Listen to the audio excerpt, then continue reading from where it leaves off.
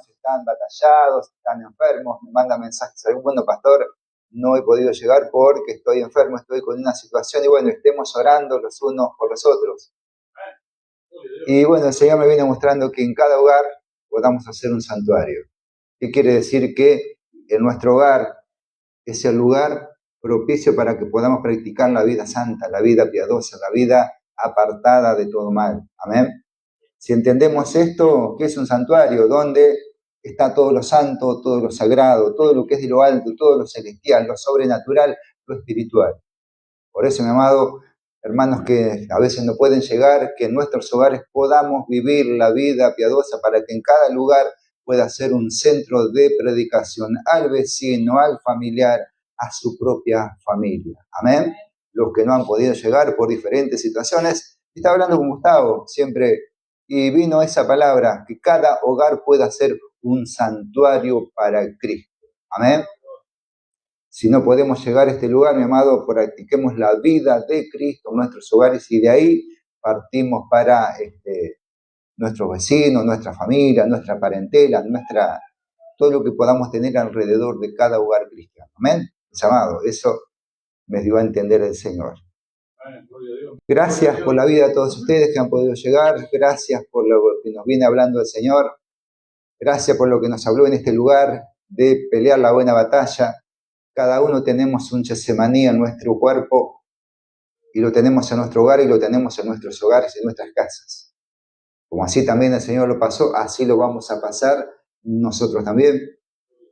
Cada familia, cada lugar, cada filial, cada centro o puerta que el Señor abre, hay diferentes situaciones. Como decía David, que no nos frene a veces la carencia de algo, de aquello o de esto otro.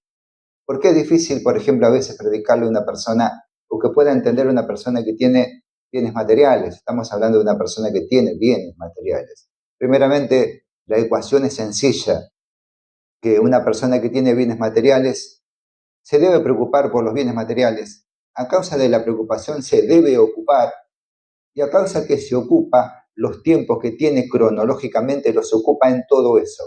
Quiere decir que el alma no tiene tiempo de satisfacer de lo espiritual porque está ocupado en los bienes terrenales. ¿Cuándo el alma es espiritual? Sencilla la ecuación. Esa persona parte y seguro que le sobró riquezas. 50% para vivir en la tierra, que lo ocupó para vivir bien y cómodo. Y el otro 50%, escucha bien, le sobró. ¿Y para quién serán esas riquezas? Pudo vivir bien acá en la tierra y el 50%, si lo hubiera empleado tiempo cronológico, lo hubiera empleado para satisfacer el alma, hubiera estado de acuerdo con los bienes de la tierra, vivir bien y hubiera estado de acuerdo con Dios a través de lo que le sobró materialmente. Tanto material como cronológicamente. ¿Bien? La ecuación es sencilla. Vivió bien, no le faltó ni el calzado, ni el techo, ni el abrigo.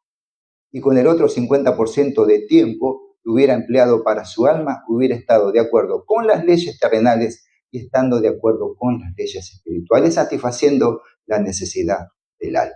¿Se entendió? Es así. Y así también en nuestras vidas. Dale al César lo que es del César. Dale al gobierno de la tierra. Y dale a Dios lo que es de Dios. ¿Qué dice la palabra? Busquemos el reino de Dios y su justicia. Busquemos lo espiritual, busquemos aquello que tiene que ver con la vida piadosa para poder acceder en el día que venga el rapto, el arrebatamiento, podamos ser arrebatados juntamente con el Señor. Busquemos eso y de lo demás nos aseguramos que vamos a irnos con el Señor. Cuando uno no conoció al Señor, se lo puedo firmar a donde quiera, estamos mucho mejor económicamente hablando que cuando conocimos al Señor. ¿Por qué? Porque el Señor nos da el calzado, el techo y el abrigo. No nos sobra nada. Del resto es para nuestra alma que es de Dios. Es lo mismo. Y me contaba David y yo me identificaba, como todos, hemos tenido buenos tiempos, malos, medianos y malos. Pero acá estamos, no nos falta el calzado, ni el techo, ni el abrigo. Y nuestra alma se sustenta por el tiempo y el lugar que le damos al alma que es espiritual. Mi amado, es así de sencilla la ecuación. ¿Se entendió? Bueno, sirvió para algo. Mi amado, vamos a la palabra del Señor, así como estamos. Vamos a la segunda parte de esta enseñanza, Getsemaní, la mejor batalla. Se encuentra en Lucas 22:42, un solo versículo. Está dentro del pasaje de anoche también.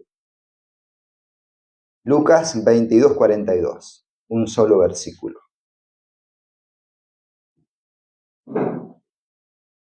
Cuando lo tenemos, decimos amén.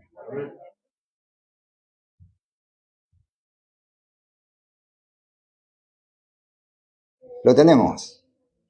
Lucas 22:42 dice así la bendita y poderosa palabra del Señor. ¿Cuántos dicen amén? Dice, diciendo, Padre, si quieres, pasa de mí esta copa, pero que no se haga mi voluntad, sino la tuya. Oramos. Padre amado y Dios amado, en el nombre de Jesús, te damos gracias. Gracias por este día de vida, gracias por la vida de todos mis amados hermanos que han podido llegar, aún los que están por ahí por las redes sociales, los que están oyendo esta palabra, los que están oyendo tu consejo, que seas tú hablándonos, Padre, poderosamente, que tu sabiduría sea notoria. Mi Señor amado, te rogamos que toda palabra que salga desde este lugar sea para la necesaria edificación. Te ruego, Padre, seas tú preparando ese buen y único depósito de todo tu pueblo, con este remanente escogido por gracia, que tú has preparado desde antes de la fundación de los siglos, para que podamos atesorar toda la información que viene de lo alto, aún con la autoridad que nos has dado. Atamos y reprendemos toda fuerza del mal, y que en tu nombre sea derramada toda la bendición de lo alto. Aún queremos más todavía de lo que has preparado, y te lo pedimos en el nombre bendito, poderoso, maravilloso y glorioso de nuestro Señor Jesucristo. Amén y amén. ¿Y cuántos le dan la gloria a Dios? Gracias, mi Señor. Tomen asiento, mis amados. Seguimos con lo que estábamos hablando ayer.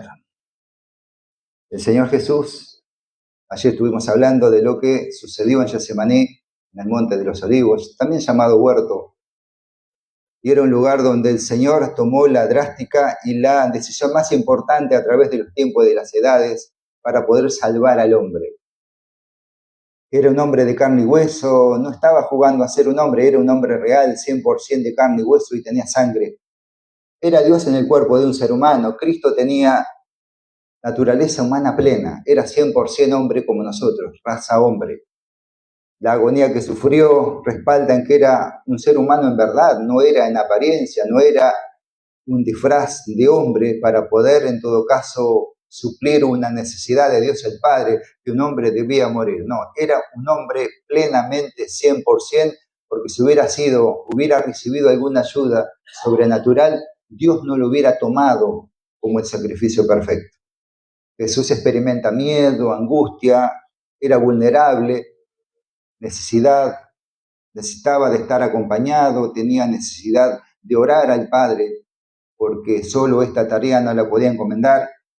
Cristo se sometió a dos voluntades, la voluntad divina y la voluntad humana. La voluntad divina se sometió a la voluntad del Padre, obedece a su Padre Celestial, y la voluntad humana, Él se somete voluntariamente a la muerte física. Cristo entra en agonía y ya entra en la primera parte de su sacrificio, porque vemos que Él ya empieza a derramar sangre por ese grave estado que tenía, hematidrosis severa que tenía. Si grandes gotas de sangre llegaban hasta el suelo, cuánto se habrían abierto sus poros. Él estaba a punto de colapsar y de eso él pedía ser salvado, no de la muerte de cruz. Dice que fue oído. Si fue oído de lo que lo podía salvar, no era de la muerte de cruz, porque en la cruz murió. Entonces, ¿de qué muerte fue oído y lo salvó el Señor? De la muerte en el huerto de Getsemaní, porque si no, nosotros no podríamos predicar a un Cristo crucificado.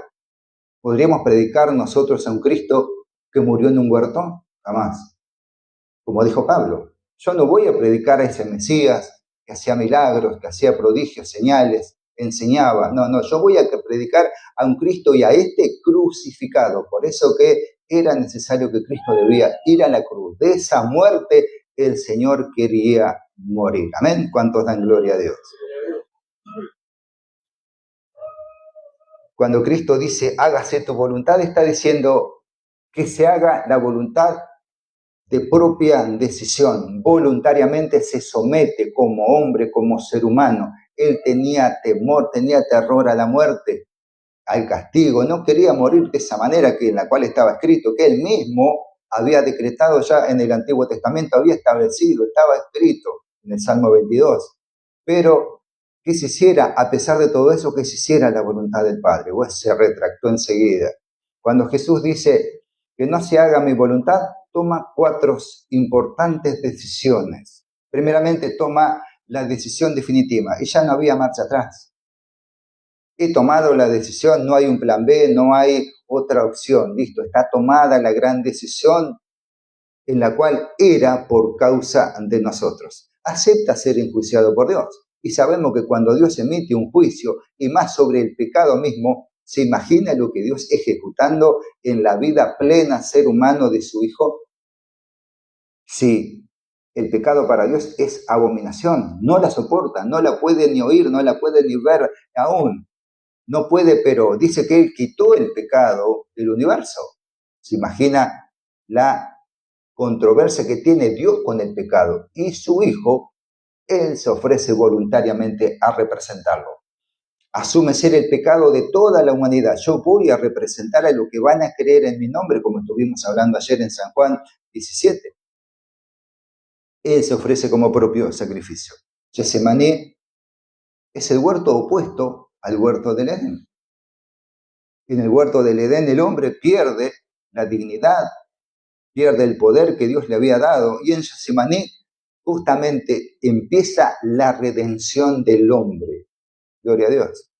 En Edén empieza una verdadera tragedia, no únicamente en el huerto para con el hombre, aún toda la creación fue sometida a vanidad, dice. El sol no brilló como tenía que brillar, las estrellas no brillaron como tenían que brillar, aún la tierra ya no daba el producto que debiera dar. Aún hoy, la tierra sigue dando y sigue alimentando al hombre. ¿Cómo habrá sido en los tiempos cuando no estaba el pecado? Los animales le obedecían al hombre. Hoy por hoy se volvieron venenosos, agresivos, y para que el hombre lo pueda convencer que se pueda acercar, debe hacer a veces un curso para que un animal se pueda acercar a él. ¿Qué pasó? Hubo una ruptura de la comunión del hombre para con la propia creación que Dios le había dado, que tenía y tenía autoridad. ¿Sí? En Edén empezó una tragedia y en Getsemaní empieza la reconciliación del hombre para con Dios. Adán desobedece, Cristo obedece. Adán afirma su naturaleza humana, desobediencia, y Cristo se niega a sí mismo. Yo voy a recuperar lo que se había perdido. Adán elige alejarse de Dios, aún se escondió. Cristo nos acerca mediante su sacrificio. Romanos 5:19 dice, por la desobediencia de un hombre, los muchos fueron constituidos pecadores. Así también por la obediencia de uno, los muchos serán constituidos justos. No salvo, dice justos, librados de la culpabilidad del pecado. Amén. Se representan en Cristo Jesús. Por eso que el proceso de la redención no comienza en la cruz, comienza en este huerto. Sino en el mismo momento, empieza en el mismo momento que el Señor se niega a sí mismo. Oh, ahí empezó, listo. La drástica decisión ya fue tomada. Y cuando el Señor acepta la copa del juicio, acepta que Dios lo tome como instrumento de ejecución. Contra ti me lo voy a agarrar. ¿Cuántos días anteriores disfrutaba de la benevolencia, de la misericordia, del poder, del respaldo de Dios para con su Hijo? Y ahora Dios lo toma como el pecado mismo. ¿Qué pasó? Pero no lo toma por una decisión del Padre, lo toma porque su Hijo se ofreció voluntariamente. Gloria a Dios. Jesús no merecía tomar esta copa de juicio, la copa de juicio pertenece al pecador, pero Jesús toma el lugar del pecador, y más, toma el lugar del pecado mismo. Es como que todos nosotros preparamos una copa de ira y que para que el Señor se la tomara. Nosotros somos los culpables, pero Él se ofrece voluntariamente. Hay una cita muy particular que ayer lo estuvimos dando un pequeño recuento todo esto, Marcos 10:38. Se lo resumo, después si quiere lo lee, Marcos 10:38, donde Santiago y Juan le hacen una petición al Señor. Dice que se querían sentar el uno a la derecha y otro a la izquierda en el trono de su gloria. Oh. Pero el Señor le respondió, la verdad que no saben lo que están pidiendo, porque esta copa de juicio que yo he de beber, y yo necesito ser bautizado. Ustedes no saben de qué se trata, no tienen ni idea. Obviamente que los discípulos no sabían de qué se trataba este plan. Un día lo habían visto al Señor hacer milagros, tenía autoridad, y hoy lo vemos postrado, llorando, agonizando. Tenía sangre en su rostro, ¿cómo habrá estado? Desfigurado.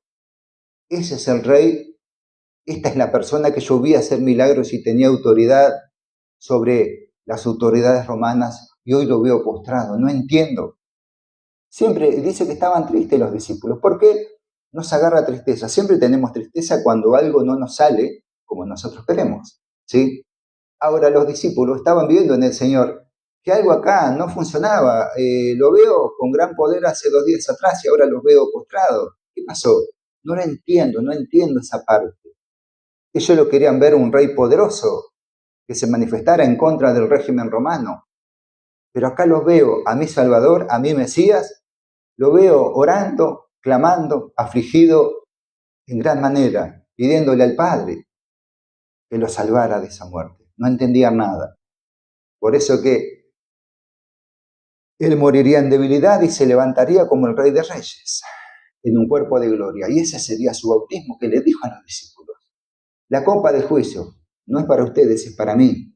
Y dice que con este bautismo que yo voy a ser bautizado, él moriría en debilidad como nosotros hemos muerto juntamente con él. Y él se levantaría en gloria y nosotros nos levantamos juntamente con él en el bautismo. Pero él debía ser la primicia, no nosotros. ¿Se entiende? Por eso que el misterio de la copa, lo estuvimos hablando ayer, Lucas 22:20, dice de igual manera, después que hubo cenado, tomó la copa diciendo, esta copa es el nuevo pacto de mi sangre que por vosotros se derrama. Esta copa de juicio, hay un sacrificio de por medio. Copa de juicio. Dios se la agarra con el que está ofreciendo el sacrificio. No ofrece un animal, él mismo se presenta como sacrificio. Sacrificio que de por medio, esta copa después, a través del sacrificio justo, santo y perfecto, se transforma en una alianza, en una copa de reconciliación de Dios para con el hombre. ¿Se entiende esto? Y esa es la copa que celebramos cada día de reunión que tenemos Santa Cena.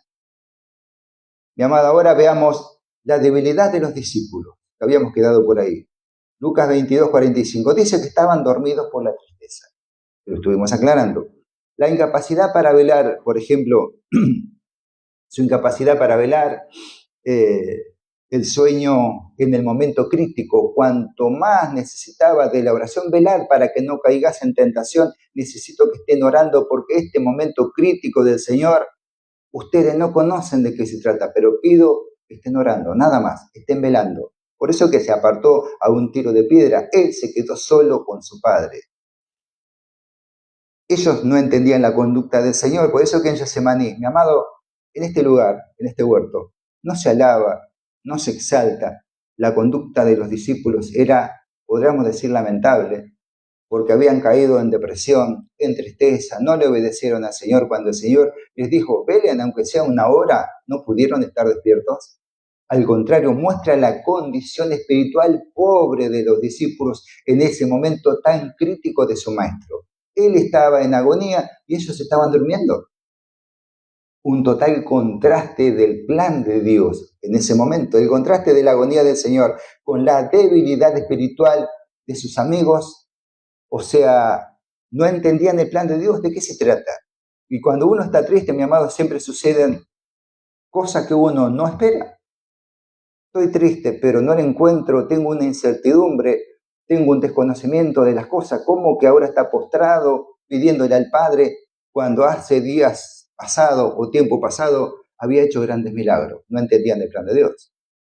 Pero cuando uno está triste, cuando no suceden las cosas como uno las espera, nos agarra esto, tristeza. Para los discípulos Jesús debía vencer, no debía agonizar. Para los discípulos él debía reinar, no ponerse triste hasta la muerte. Para los discípulos debía restaurar, debía ordenar, no suplicar al Padre. No entendían de qué se trataba. Por eso que la tristeza los supera convirtiéndose en confusión espiritual. ¿Cómo puede ser por qué esto y por qué aquello? Ahora entendemos nosotros por qué el pecado fue derrotado y aún fue quitado de la faz del universo, porque nosotros hemos muerto y hemos nacido de nuevo juntamente con el Señor. ¿Cuántos dicen amén? Por eso que las palabras de Jesús son claras, dice Mateo 26, 41. Dice, el espíritu está dispuesto, amén, pero la carne es débil. Si no estamos fortalecidos en el espíritu, hay muchas cosas que no vamos a poder entender. La carne es débil, la carne se va a someter a lo que la carne siente. Y el pecador, ¿por qué no entiende que es justo, santo y perfecto? Porque le hace caso y le obedece y siente en la carne. Cuando la carne ya fue molida, fue ejecutado, fue quitado aún de la faz de la tierra, porque el pecado tiene autoridad sobre la carne. Pero si el pecado fue quitado de la faz de la tierra, la carne queda inactiva, quedó muerta, no puede obedecerle. No tiene actividad, no tiene preponderancia, no tiene intervención en el pensamiento y la decisión del hombre nuevo, que lo puso en los posteos. ¿Por qué es necesario morir y nacer de nuevo? Porque como pecado, como hombre natural, animal y diabólico, nunca podremos agradar a Dios, nunca podremos trabajar para Dios. ¿Amén? La tristeza lo supera. El espíritu está dispuesto, pero la carne dice que es débil. O sea, la carne siempre es débil. La carne no se mejora, la carne no obedece al espíritu. La carne debe morir irremediablemente, no hay otra manera, como le dijo Jesús a Nicodemo, es necesario que tengas que morir para poder ver, entrar y vivir el reino de los cielos. Es así, cuando estamos agotados mentalmente. A mí me pasa, a todos nos puede pasar, cuando estamos agotados mentalmente, estamos agotados físicamente. Yo busco refugio en el sueño. No puedo solucionar este tema, la verdad que estoy cansado, mañana será otro día. Y me acuesto a dormir. Un día, cada día, emite palabra otro día. Mañana será otro día. Mañana Dios me hablará con claridad, cosas que ahora no puedo discernir las cosas. Por eso que la condición humana es incapaz de comprender el propósito divino. La carne no puede entender el propósito divino. ¿Por qué me pasa esto otro y esto otro? Calma, tranquilo. Si le pedimos al Señor su guía y dirección, Dios nos va a mostrar por qué nos suceden esas cosas. Y es así. ¿Cómo sería posible que tendría que morir para reinar? Él dice que vino a reinar. Él aquí o allá, el reino de los cielos está entre vosotros. Gloria a Dios. Bueno, Él tiene que morir para poder reinar. No coincide lo que yo estoy pensando en mi carne. Por eso que los discípulos no podían entenderlo. ¿Qué dice? Cuando el hombre duerme, mi amado, Dios es el único que está atento. Cuando el hombre duerme, Dios es el único que está trabajando. Cuando el hombre descansa, porque no puede entender, porque está en su carne y es débil espiritualmente. Lo vemos en pasajes donde el hombre duerme y Dios trabaja activamente. Dios nunca descansa. Lo vemos en Génesis 2:21. ¿Se acuerdan cuando Adán dice que entró en profundo sueño mientras estaba criando de su costado a su compañera? Es la segunda gran creación que Dios hizo a través de Adán. Lo formó Adán del polvo de la tierra y de Adán sacó su compañera, su ayuda idónea, que era Eva. Amén. Adán dormía mientras Dios estaba preparando a su ayuda idónea, que era su compañera. Y el hombre ni se enteró. El hombre duerme y Dios sigue trabajando. ¿Es así? Génesis también 15:12, Abraham dice que cayó en sueño, lo puede leer. Por ahí un pasaje poco conocido. Dice que Abraham cayó en sueños y cuando Dios le estaba diciendo lo que iba a hacer con su descendencia. Y Abraham entró en sueño y Dios le estaba mostrando qué es lo que iba a hacer con su vida. Iba a entrar la tierra prometida, le iba a prepararlo para que su descendencia pudiera estar después en los tiempos y las edades puedan entrar en esa tierra prometida. Y Abraham estaba durmiendo. ¿Ven? Que Dios nunca deja de trabajar. ¿Por qué tomamos estos ejemplos? Para que veamos que cuando el hombre duerme, Dios nunca deja de ser activo. Y en el relato de Getsemaní, llamado donde Pedro, tiene gran protagonismo Pedro, porque aún Pedro dice que estaba durmiendo, él vio la agonía del Señor, él mismo dijo de su propia y fue avergonzado, que nada te va a suceder. Yo mismo voy a exponer mi vida por tu causa. Sin embargo, ¿qué pasó cuando vino la turba a llevarlo al Señor? Obviamente le cortó la oreja a Malco, no, guarda la espada, porque si no, esta palabra no va a producir efecto en ellos. La palabra de Cristo debía ser sin contaminación, sin mancha, ni una mínima agresión a los soldados debía exponerse y para que su palabra no fuera quebrantada, porque él debía cumplir la palabra al pie de la letra. ¿Estamos entendiendo? Por eso que en el relato de Getsemaní, Pedro tiene gran protagonismo. Primeramente fue testigo presencial. Dice, aunque estuvo dormido, Pedro vio y oyó los inicios de la agonía del Señor.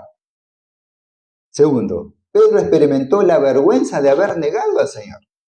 Pedro experimentó la vergüenza, la humillación, los errores que había en su corazón. Quiso defenderlo y aún lo negó 3 veces. ¿Cómo se habrá sentido Pedro?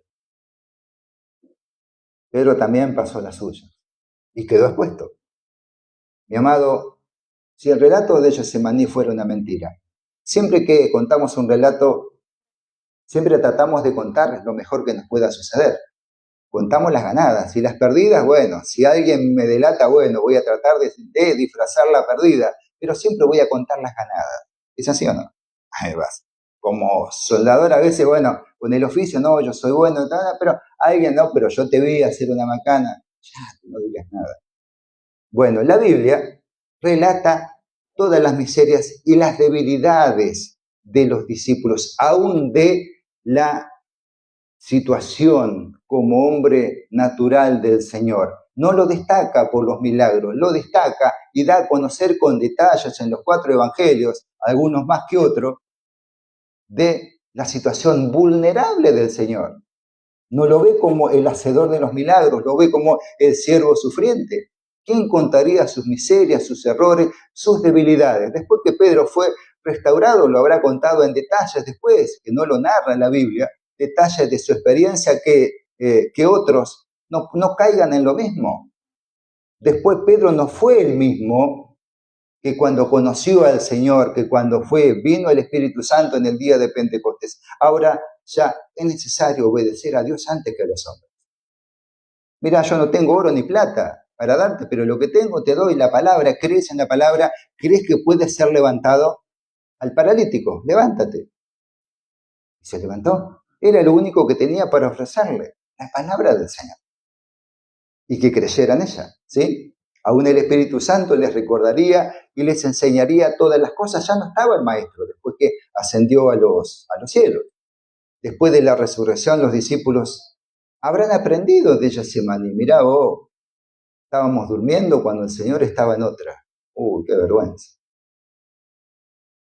¿Qué habrán aprendido? Que Getsemaní no fue un fracaso, no fue una experiencia en vano, no fue una experiencia que no dejó ninguna enseñanza, que en una noche trágica, por ejemplo, donde lo apresaron y mataron al Maestro, y no se quedaron con eso. Después conocieron y se dieron cuenta de un montón de cosas cuando el Señor resucita. Maestro. Y ahí ya le dijo a Pedro, y conocemos toda la historia, Pedro, ¿me amas? Y así con todos los discípulos. Ya lo vieron como el cumplimiento del siervo de Dios, mi amado, era su batalla, era la batalla de nuestro Señor exclusivamente, donde su voluntad fue puesta a prueba. Pero vemos acá que el Señor solo no quería estar acompañado con sus amigos, sus discípulos, los que siempre habían estado en las buenas y en las malas haciendo la obra juntamente con él, haciéndolo justamente discípulos, para que cuando él se fuera, la iglesia pudiera ser manifiesta. Es así. Hablemos de algo muy íntimo con respecto al Señor. Escúchame con mucha atención. Cuando era su batalla, partimos de la base. Cuando Jesús tuvo acceso a su templo, que era él mismo, solo el sumo sacerdote tuvo acceso a ese templo, que era su propio cuerpo. Cuando él dijo, hágase tu voluntad, se refería a él mismo. Quiero que me preste atención. Nadie podía tener acceso a un templo a menos que él dijera, hágase tu voluntad.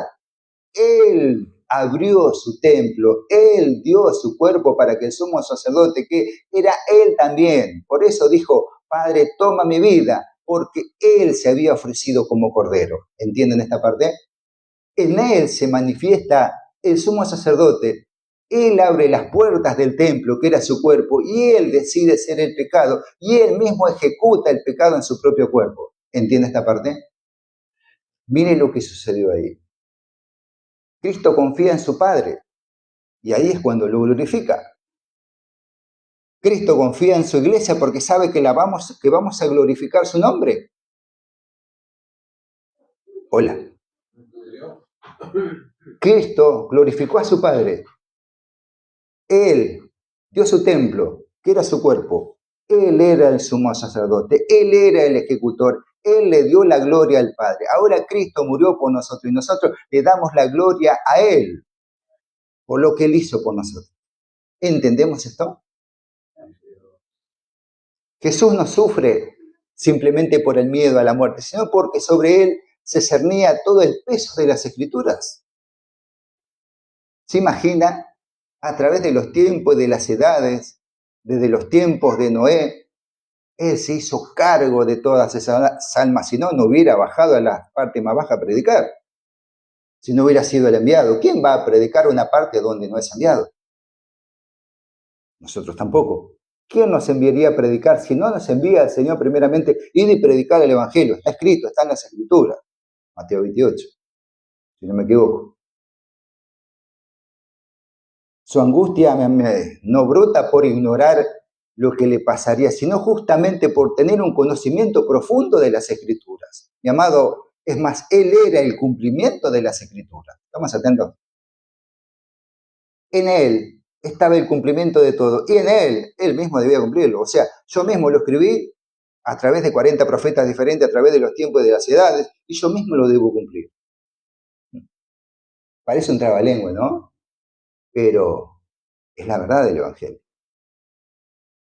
Su angustia no brota por ignorar lo que pasaría, sino que justamente por tener un conocimiento estricto, profundo de las Escrituras, es como que es el máximo responsable, debía darle cumplimiento.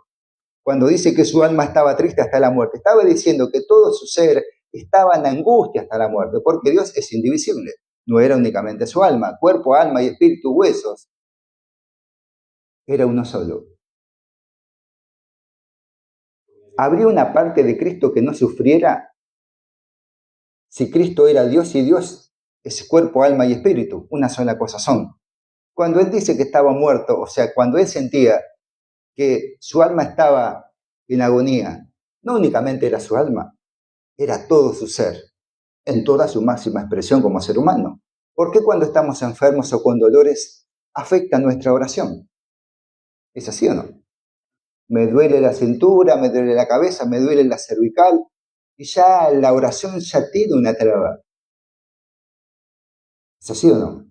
Bueno, el Señor debía luchar contra esa agonía, no únicamente en su alma, en su cuerpo, en sus huesos, en su mente, como ser humano 100%.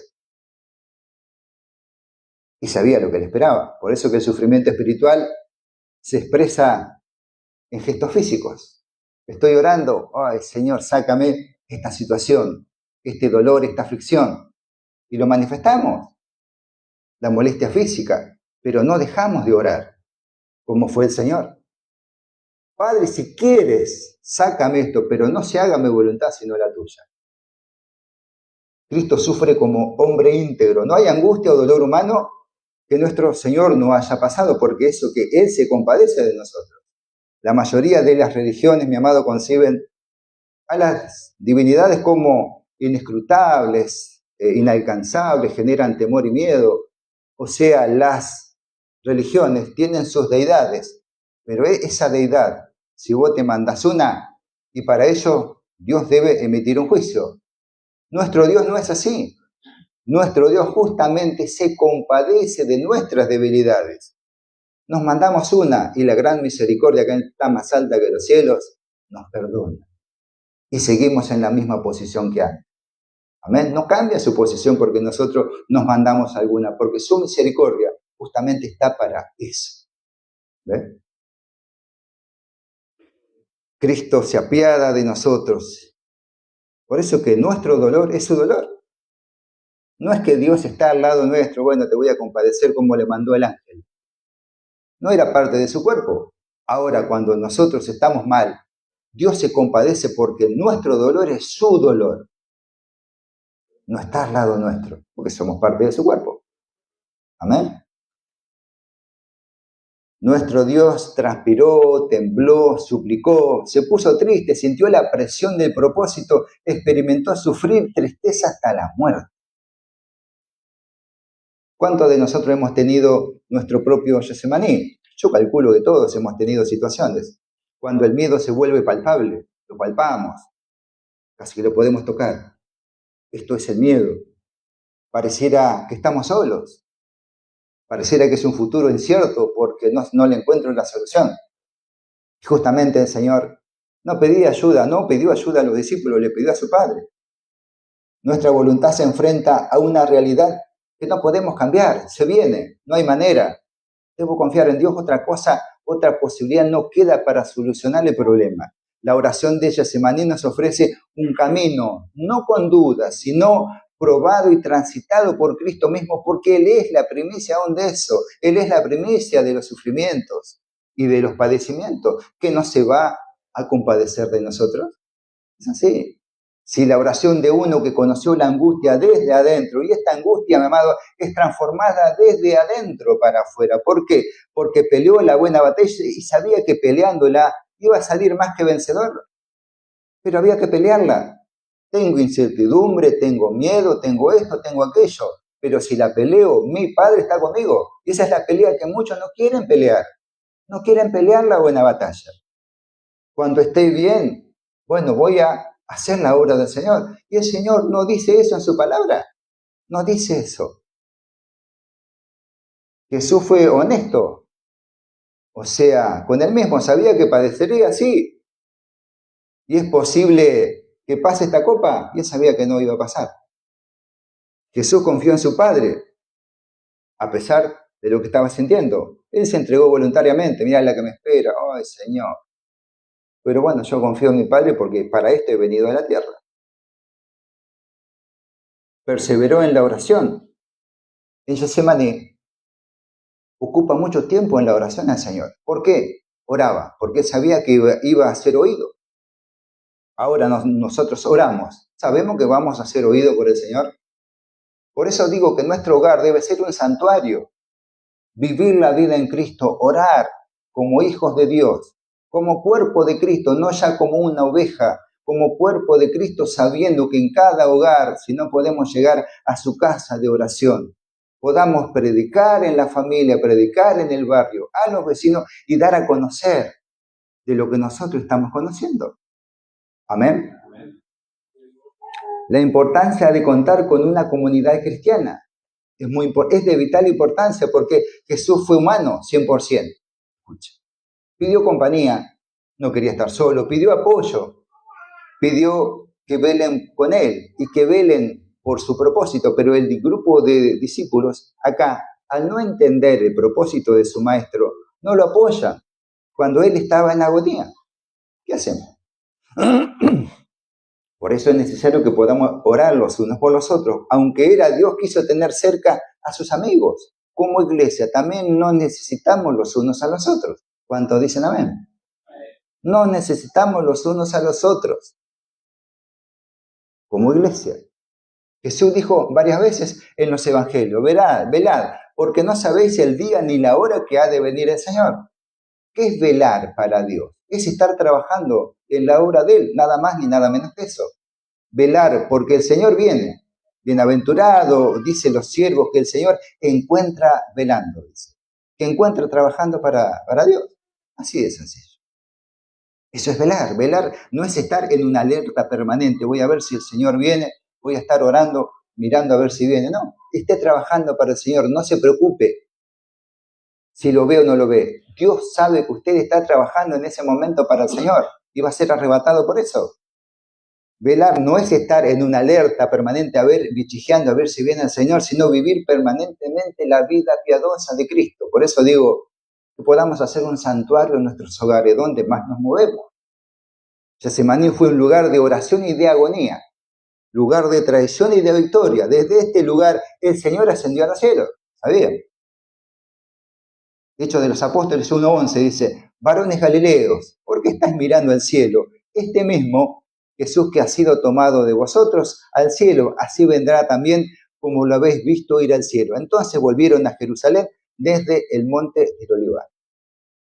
Mi amado, el monte de los Olivos, ya terminamos con esto, es un monte con mucho significado en la historia de la humanidad y en la historia principalmente del pueblo de Dios.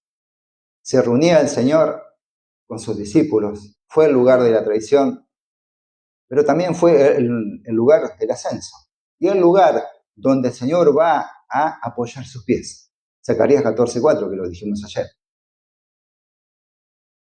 Este monte de los Olivos, hoy Getsemaní, se va a abrir un gran valle a causa de la venida del Señor para establecer el milenio de paz. Con todas estas dos enseñanzas que quisimos transmitir, que todo lo que sucedió en este lugar, nosotros lo vamos a pasar. Acá tomó la mejor decisión de la historia de la humanidad, porque fue en favor de la humanidad. Por eso es que la mejor batalla que se libró a través de los siglos y de las edades en favor de todos los hombres. Y especialmente de nosotros. Cuando el ángel lo vino a fortalecer, ¿qué le dijo? Como estuvimos leyendo, escuché la primera parte, esta es la segunda. Siempre ángeles visitaron en todos los tiempos a los hombres. Lo visitó a Elías, lo visitó a Pablo, lo visitó a Daniel. ¿Y cuál fue el concepto del ángel? Fortalecerlo, animarlo, pero tienes que seguir. No vengo con una directiva de Dios el Padre para que dejes de hacer lo que estás haciendo. No, yo te vengo a fortalecer para que continúes trabajando y haciendo la obra del Señor. Y eso lo mismo le dijo a nuestro Señor Jesús. ¿Cuál era la misión que tenía? Debía ir a la cruz. Pero uno le preguntaría al ángel cuando lo encontremos, ¿qué le dijiste al Señor que cambió de opinión? Y el ángel me va a decir, le hablé de ti. Oh, le habló de mí. Por eso fue animado a ir a la cruz. Le habló de mí, le habló de ti, de yo, tú, él, nosotros, vosotros y ellos. Nos habló de todos nosotros. Y eso fue lo que el ángel le dijo. Lo fortaleció. Amén. ¿Cómo no darle gracias, gloria y honra a nuestro amado?